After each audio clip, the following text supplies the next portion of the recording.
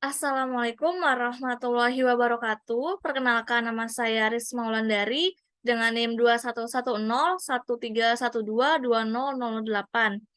Pada kesempatan kali ini saya akan mempresentasikan hasil proyek akhir saya, yaitu pengembangan Moodle. Untuk Moodle ini sendiri saya beri nama Ruang Belajar Learning. Yang pertama, untuk OS yang saya pakai itu ada Linux dengan jenis Linux Deepin. Alasan saya menggunakan ini dikarenakan dari segi user interface ini hampir mirip dengan Windows, sehingga lebih mudah dalam penggunaannya sendiri. Kemudian untuk pengembangan Moodle ini sendiri, yang pertama itu menggunakan tema yang langsung bawaan dari Moodle. Jadi ada tema akademi. Dari tema akademi ini saya download langsung dari halaman resminya, yaitu moodle.org. Kemudian untuk tema akademi ini sendiri saya edit, saya sesuaikan mulai dari footer, header, warna, segala macam sesuai dengan kebutuhan website saya. Yang pertama di sini saya membuat logo. Logo ini saya buat sendiri dengan nama Ruang Belajar sesuai dengan nama website saya, yaitu Ruang Belajar Learning. Kemudian di sini saya akan mencontohkan langsung menggunakan dari dua sudut pandang, yaitu sebagai admin dan juga sebagai siswa. Admin di sini seorang guru, di mana ketika admin ini masuk, maka admin dapat mengatur apa saja yang dapat dilakukan oleh siswa di dalam kelasnya. Kita coba masuk ke halaman admin menggunakan kata sandi. Oke, berhasil. Maka ini adalah tampilan yang akan muncul di halaman guru atau admin, yang mana di sini ada tambahan Site Administrator, di mana ini hanya akan muncul di halaman guru, dan juga ada edit mode. Edit mode ini juga hanya akan muncul di bagian halaman guru. Sekarang kita login sebagai siswa, contohnya di sini salah satunya adalah Tata.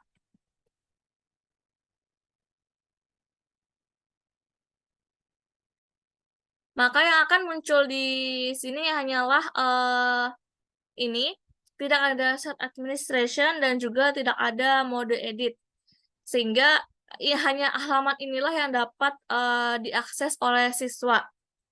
Kemudian kursus yang saya buat di sini ada dua, yaitu pemrograman web 1 dan juga pemrograman web 2, di mana di sini kursus ini berisikan 16 kali pertemuan, 2 kuis, kemudian 8 tugas, dan presensi di setiap kursusnya.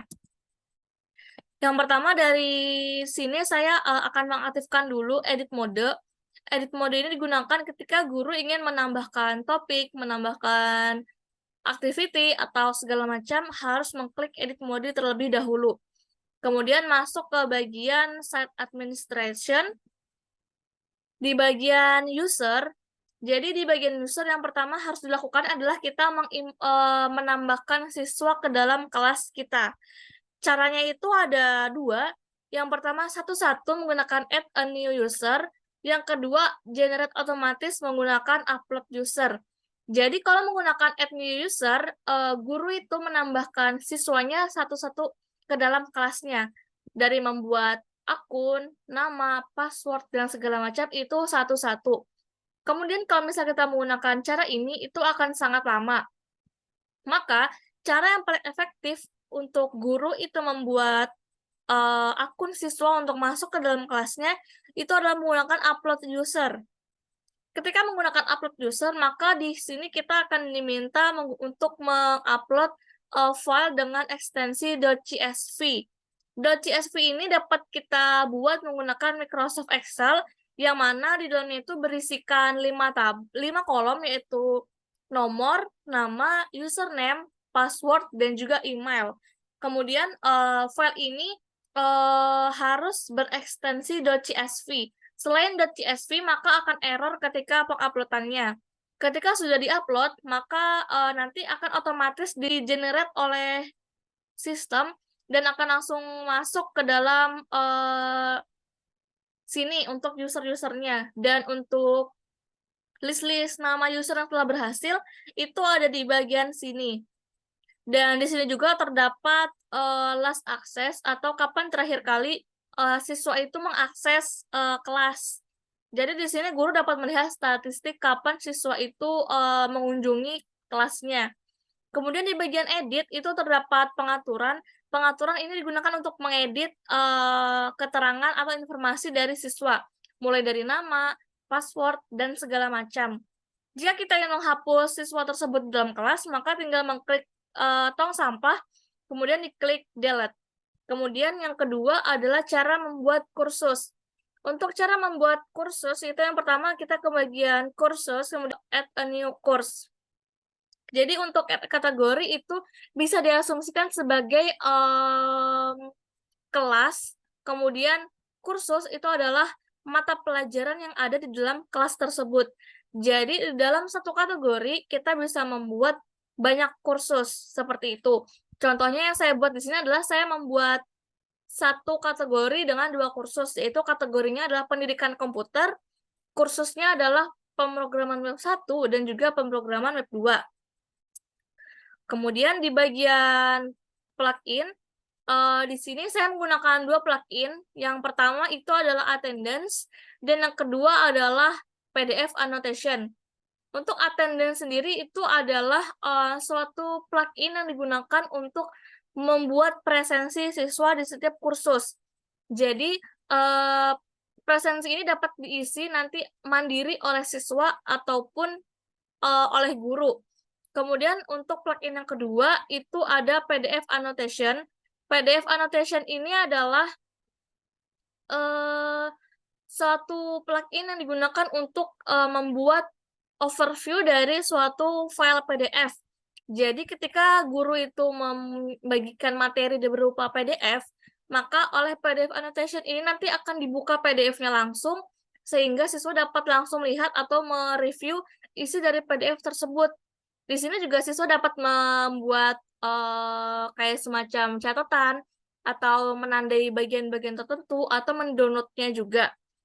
Itu untuk plugin yang saya gunakan. Kemudian tadi untuk tema, saya menggunakan tema akademi. Itu ada di bagian appearance. Kemudian tema ini akademi. Kemudian langsung saja ke bagian kursus. Jadi kita coba masuk ke kursus pemrograman web 1. Ini adalah tampilan dari kursus pemrograman web 1. Di bagian awal itu terdapat ini kayak banner gitu, banner kursus tersebut.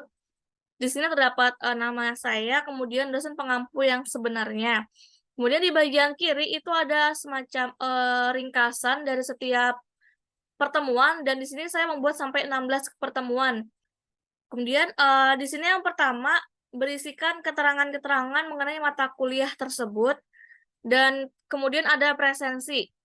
Presensi ini tadi dibuat menggunakan attendance. Untuk membuatnya sendiri, itu kita tinggal menambahkan topik baru.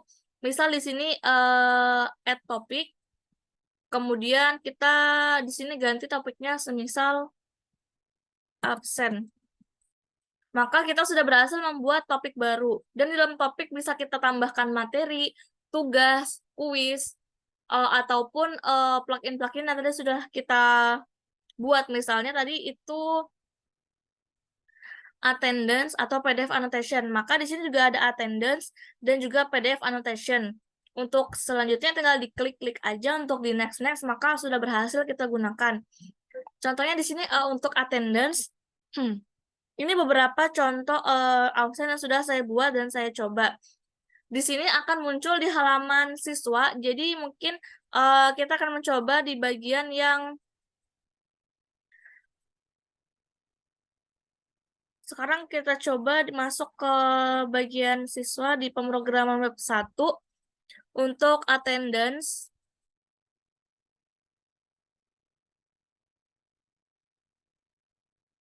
Maka di sini akan muncul absen-absen yang juga sudah dibuat di kelas pemrograman web 1. Di sini ada regular class session, deskripsinya seperti yang di halaman guru ini tadi. Di sini sudah disetting agar siswa dapat mengisi secara mandiri. Maka di sini akan muncul submit attendance, yang mana siswa dapat melakukan presensi secara mandiri. Kemudian untuk pilihan absennya sendiri itu ada 4. present itu merepresentasikan hadir, late itu terlambat, excuse itu izin, dan absent adalah alfat atau tanpa keterangan. Untuk poin hadir itu 2, poin izin itu poin terlambat itu 1, dan untuk izin ataupun tanpa keterangan itu tidak ada poinnya. Kemudian di sini coba kita pilih untuk present, kemudian save change, maka akan berubah statusnya menjadi seperti ini. Statusnya present, poinnya 2, dan remake-nya adalah self-recorded. Maka di sini akan bertambah statistiknya. Kemudian kita kembali ke halaman guru, kita refresh, maka di sini sudah ada ini yang mengisi absen. Kita klik.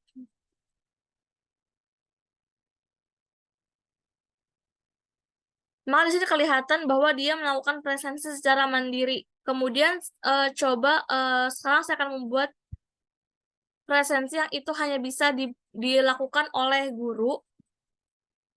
Contohnya di sini ada tanggal 25 Juni from sampai jam berapa. Di sini guru dapat menyesuaikan kapan absen itu dapat diisi dan kapan absen itu dapat ditutup. Misalnya ini contoh untuk guru. Create kalender di sini maksudnya presensi ini akan dijadwalkan dan akan dimasukkan ke dalam kalender sebagai suatu pengingat, sehingga siswa dapat lebih ingat lagi bahwasanya hari ini tuh ada agenda untuk mengisi presensi. Kemudian multiple session ini digunakan untuk mengulangi presensi ini setiap minggunya. Jadi guru tanpa harus setiap pertemuan itu membuat presensi secara mandiri, dia langsung otomatis dapat dibuatkan oleh sistem. Kita tidak perlu membuat ini karena hanya dicoba. Kemudian student recording. Jika allow student ini diaktifkan, maka siswa dapat mengisi presensi secara mandiri. Tetapi jika tidak kita aktifkan, maka hanya guru yang bisa menambahkan absen di kursus tersebut. Kemudian kita coba masuk lagi ke halaman siswa, kita refresh, maka di sini akan ada presensi. Tetapi di sini tidak ada tulisan untuk submit attendance, dikarenakan tadi yang bisa mengisi hanya guru. Coba kalau misalnya guru ini mengisi presensinya, contohnya tadi untuk Putri Tari Lestari. Di sini coba kita masukkan alpha. Kemudian kita klik save. Kemudian kita kembali ke halaman siswa, maka akan muncul di sini. Dia absen statusnya dan poinnya pun 0 karena dianggap tidak mengikuti kelas dan tidak berhak untuk mendapatkan poin. Itu untuk fitur absen. Kemudian lanjut ke bagian materi. Jadi untuk siswa itu dapat mengakses materi. Contohnya di sini itu ada minggu 1 pendahuluan dan kontrak. Slide 1 kita buka. Nah, PDF annotation itu adalah ini. Ini adalah plugin dari PDF annotation. Dia akan menampilkan overview dari isi dari file PDF yang dibuat oleh dosen. Jika tanpa PDF annotation, maka tidak akan muncul overview seperti ini. Dia hanya akan berupa tulisan file biasa saja. Di sini dapat di-download oleh siswa. Misal kita download, maka file akan berhasil di-download. Kemudian jika kita ingin menandai sesuatu, bisa kita lakukan seperti ini. Kemudian kita juga bisa menambahkan komen, misalnya ini adalah tanda. Kita create annotation, maka akan muncul, ini adalah tanda. Seperti itu. Itu untuk PDF annotation. Kemudian lagi, untuk di dalam topik itu bisa dimasukkan materi, kemudian label atau keterangan seperti ini. Kemudian juga ada tugas. Contohnya di sini kita ke tugas 2, belajar dasar-dasar CSS. Di sini maksud dari done dan to do ini artinya di dalam setiap activity itu dapat ditandai apakah itu sudah terlaksana atau belum. Nah, untuk tugas itu saya setting sebagai tugas itu dapat dinilai sudah dilakukan apabila sudah dilihat oleh siswa dan sudah disubmit hasil pekerjaannya. Sehingga jika tidak disubmit, maka tugas itu belum dianggap selesai. Di situ dapat diatur oleh guru. Siswa mengirimkan jawaban. Karena di sini sudah lewat dari hari yang ditentukan, maka akan muncul di sini tulisan time remaining-nya assignment is overdue. Kemudian kita klik add submission. Kemudian jumlah file yang bisa dikirimkan itu hanya maksimal 1. Itu dapat juga diatur dan kemudian maksimum jumlah besarnya itu adalah 10 MB. Sehingga jika lebih daripada ini akan muncul keterangan error. Coba kita masukkan file.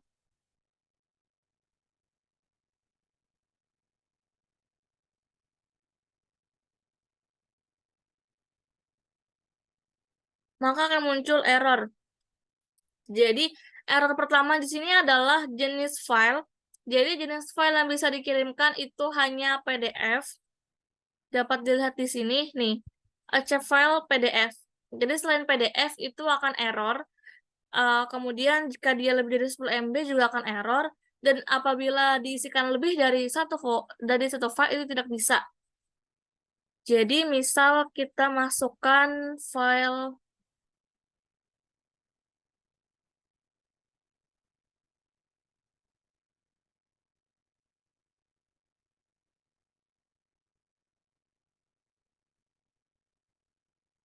Kemudian kita klik save change, maka file ini berhasil untuk disubmit. Akan muncul keterangan seperti ini. Kemudian ini juga dapat diedit hasil jawabannya, entah kita ingin mengganti file atau menghapus atau segala macam. Kemudian juga dapat kita remove atau kita hapus. Kemudian kita coba lihat dari segi guru. Di sini akan muncul submit 2, need grading 2. Artinya tugas ini sudah dikumpulkan oleh 2 orang dan ada 2 orang yang perlu kita nilai di sini. Kita coba klik grade. Maka di bagian grade ini akan memunculkan apa yang sudah dikirimkan oleh siswa. Maka hasil jawaban dari Putri tadi itu akan muncul di sini, submit for grading. Yang dikirimkan itu adalah ini. Kemudian kita dapat memberikan komen. Memberikan komen dari apa yang sudah dia kirimkan. Misal, sudah bagus.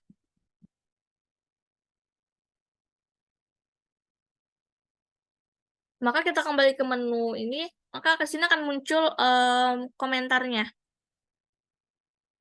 Sudah bagus. Kemudian, guru juga dapat mendownload apa yang sudah dikirimkan oleh siswa. Tinggal kita klik, maka bisa di-download. Kita dapat mengatur untuk, misal, tugas 2 ini tidak lagi bisa menerima jawaban. Maka kita dapat mengatur di setting, kemudian kita aktifkan cut off date. Maka ketika kita aktifkan ini, halaman tugas 2 tadi tidak akan bisa diinputkan jawaban lagi. Di sini juga terdapat submission, tadi file yang dapat dikirimkan itu apa, maksimumnya berapa dapat diatur, besarnya berapa, kemudian untuk file yang bisa dikirimkan juga ada di sini. Jadi guru dapat mengeksplor sesuai dengan apa yang dibutuhkan. Coba kita save and return to course. Kemudian kita kembali lagi ke halaman siswa.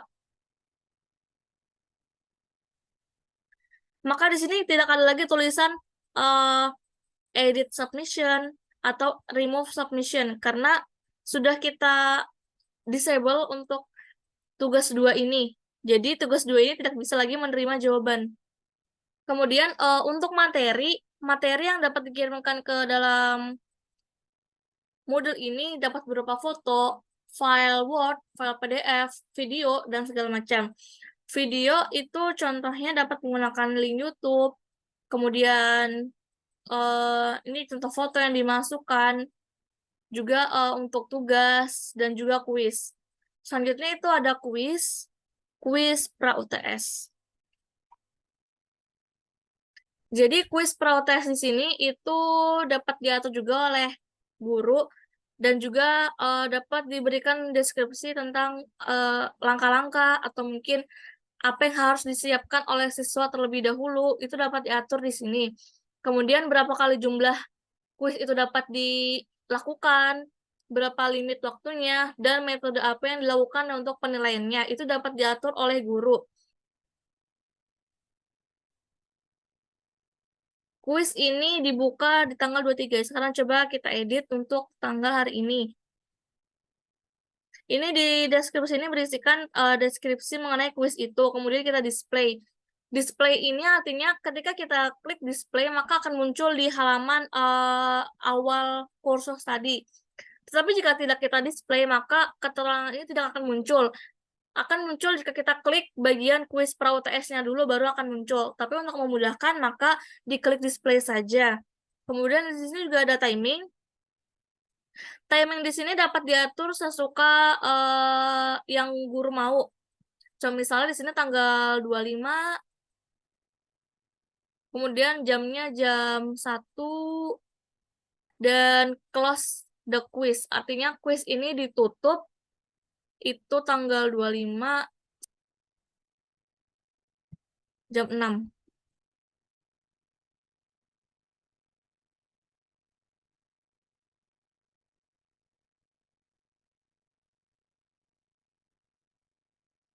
Kemudian ada time limit. Time limit di sini artinya berapa lama waktu yang dapat digunakan siswa menjawab kuis tersebut.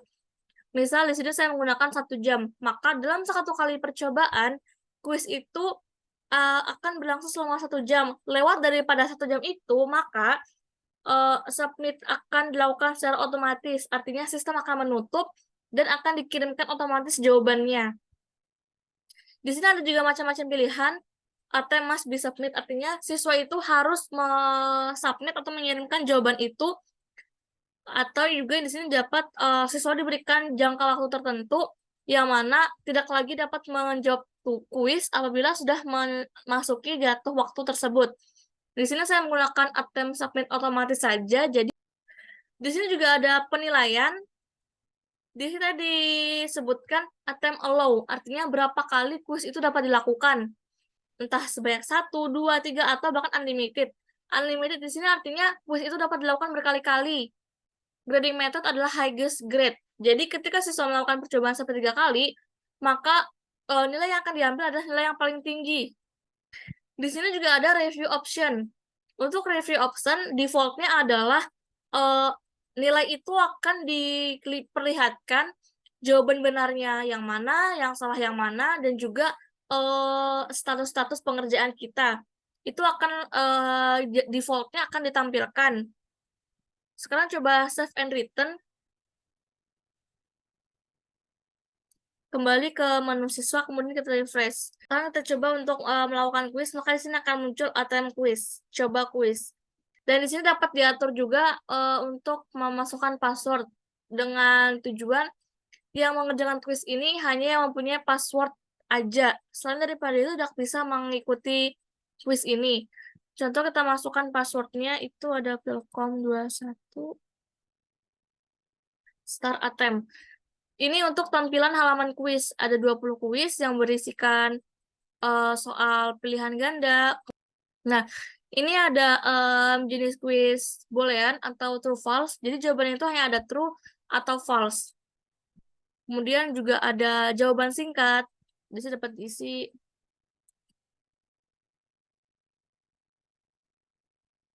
juga ada true false. Coba kerjakan kuis ini sampai habis. Kemudian di akhir kita bisa klik finish attempt. Semua jawaban sudah terkirim. Jika written to attempt, maka akan kembali lagi ke kuis. Kita klik submit all and finish. Maka di sini akan muncul keterangannya. Nih, startnya mulai kapan, statusnya finish, complete-nya kapan. Kemudian ini akan muncul nilainya. Dan di sini juga akan muncul keterangan bahwa jawaban itu benar atau salah. Kemudian di bagian sini itu memudahkan kita melihat yang mana saja yang salah dan mana saja yang benar. kita finish review, maka di sini akan muncul nih statusnya. Highest grade-nya berapa.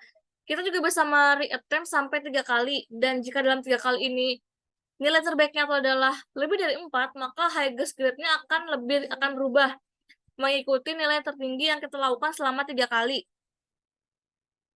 Kemudian yang selanjutnya itu ada yang namanya forum chat. Nih, kelompok dan diskusi tugas. Jadi untuk di sini itu ini sudah beberapa saya coba untuk di laporan. Jadi guru itu dapat membuat forum yang mana forum ini dapat digunakan untuk berdiskusi antara siswa dengan guru ataupun siswa dengan siswa lainnya. Di sini contohnya ada judul proposal tugas akhir itu sebagai judul topiknya. Judul topik itu dibuat oleh guru yang mana judul ini itu di-replay oleh siswa.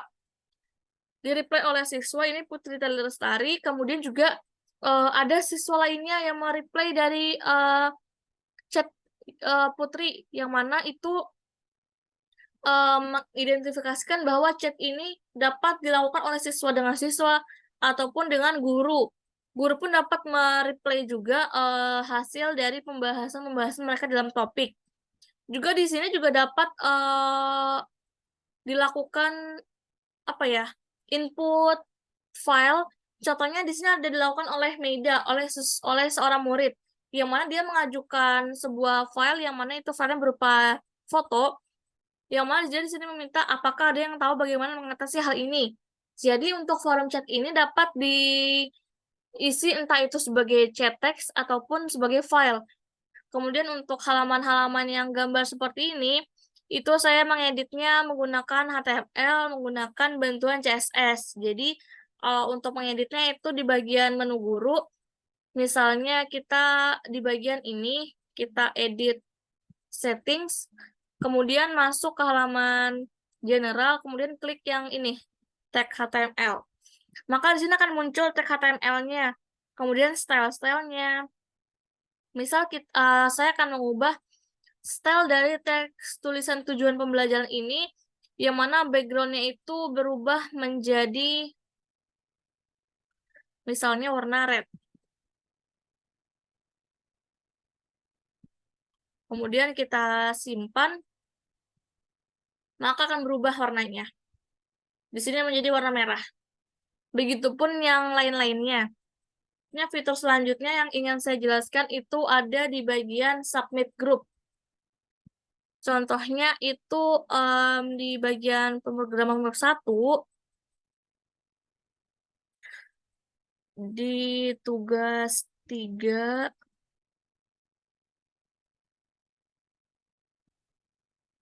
nih. Di sini berbeda, di sini untuk grading summary-nya itu berupa grup. Dan grupnya itu ada 7. Jika kita bandingkan dengan tugas 2, dia di sini adalah partisipan, bukan grup. Jadi bedanya adalah ketika grup itu, kan biasanya guru itu membagikan kelompok. Nah, di setiap kelompok itu biasanya mengirimkan cukup 1 orang perwakilan saja. Tetapi hal itu sebenarnya bisa disiasati dengan 1 orang mengirimkan, tetapi anggota lainnya itu dapat juga terrecord bahwa dia juga sudah mengirimkan. Jadi semua siswa itu dianggap mengirimkan tugas walaupun hanya diwakilkan oleh 1 ketua saja. Caranya itu kita masuk ke bagian kurs, kemudian kita klik kursus yang mau kita buat grup, kemudian kita pilih di bagian partisipan. Kemudian di bagian partisipan ini kita klik yang namanya grouping. Karena di sini udah ada 2 grup yang saya bikin. Misalnya di sini saya membuat grup baru. Grouping baru. Kemudian nama groupingnya misalnya tugas 4.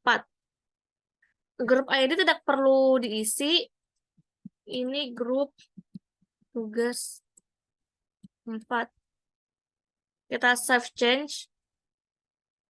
Maka sudah terbuat grouping baru nama tugas 4. Kemudian kita klik groups. Tadi kita sudah selesai membuat grouping, kemudian kita dapat membuat grupnya. Jadi grouping itu semacam parent-nya, kemudian grup itu adalah grup-grup kecil di dalamnya. Jadi misal kita membuat grouping untuk tugas 4. Di dalam tugas 4 itu kita ingin membuat 5 kelompok, 5 grup, maka kita bisa melakukan lagi di bagian groups. Nah, kalau kita membuat satu-satu itu akan memakan waktu, jadi kita bisa klik auto create groups. Kemudian di sini kita bisa memilih grup itu yang kita namai apa. Untuk namanya sendiri itu dapat kita lakukan dengan 2 cara. Jika kita menggunakan tanda add, maka grup itu akan dibuat menggunakan A, B, C, D, E otomatis. Tetapi jika kita menggunakan tanda pagar, maka grup itu akan bernama grup 1, 2, 3. Contohnya di sini kita akan membuat menggunakan add, jadi nanti akan ada nama grup A, B, C, dan D seterusnya. Kemudian di sini auto create base.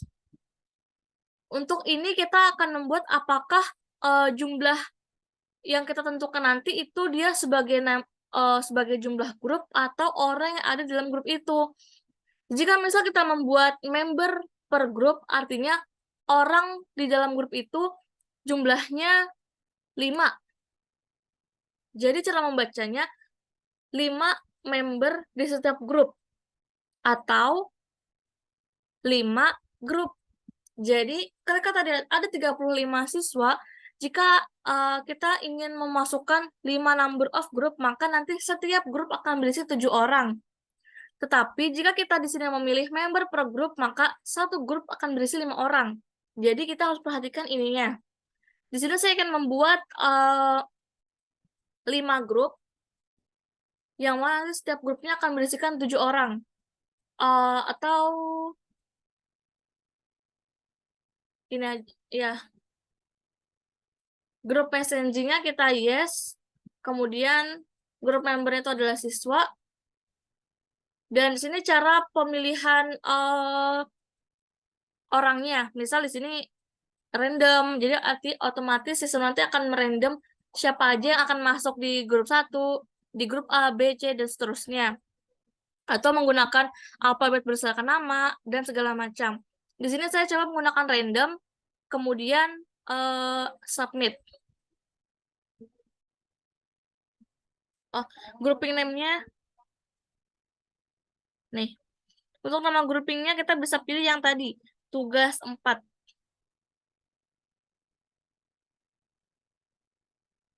Maka di sini akan muncul grup A, B, C, dan D, yang mana setiap grupnya itu berisikan 7 orang dengan siswa yang random pemilihannya. Kemudian sekarang kita masuk ke bagian My Course. Di bagian tugas 4. Nah, di bagian tugas 4 ini akan saya masukkan grup submitting di bagian nih, grup submission setting. Defaultnya adalah no, kemudian kita ganti menjadi yes. Kemudian require group to make submission, yes. Kemudian grouping for all student, kita pilih tugas 4. Kemudian kita klik save and return. Maka di sini keterangannya pun berubah menjadi per grup. Nih, grupnya ada 5 jumlahnya. Kemudian coba kita kembali ke menu siswa di bagian Putri Tari Lestari. Kita ke tugas 4.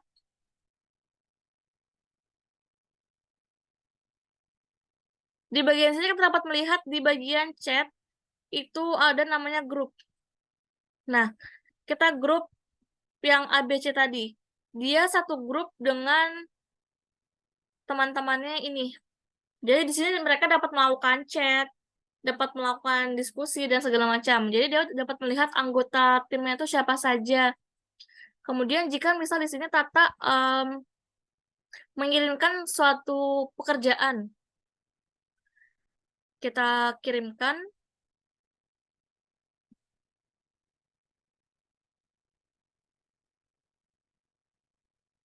Dia mengirimkan ini, kemudian kita klik save change. Maka di sini dia dapat mengirimkan pekerjaannya, begitupun dengan 6 anggota lainnya. Untuk membuktikan kita keluar dari akun Putri Tali Lestari, kita ke versi.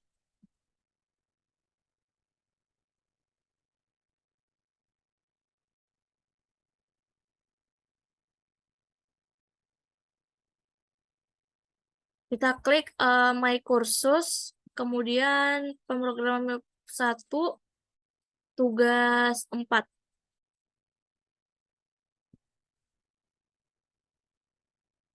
Maka di sini dia juga sudah mengirimkan nih. Nah, dia diwakili oleh Putri Tali Lestari tadi. Jadi, em, begitupun untuk kelompok-kelompok yang lainnya. Jadi, ini dapat digunakan untuk memudahkan pengisian atau pengiriman pekerjaan yang dilakukan secara berkelompok. Mungkin ini yang dapat saya sampaikan untuk hasil pekerjaan Moodle saya. Dan mungkin yang terakhir informasi mengenai hosting yang saya gunakan. Jadi hosting yang saya gunakan itu saya menggunakan Niaga Hosting, Niaga Hoster. Jadi subdomain saya adalah sch.id. Jadi mungkin sedikit memberitahukan bahwa kemarin saya mendapatkan kendala ketika menghosting website ini. Saya pertama mengedit itu di bagian lokal, kemudian baru ingin saya hosting dari lokal ke server.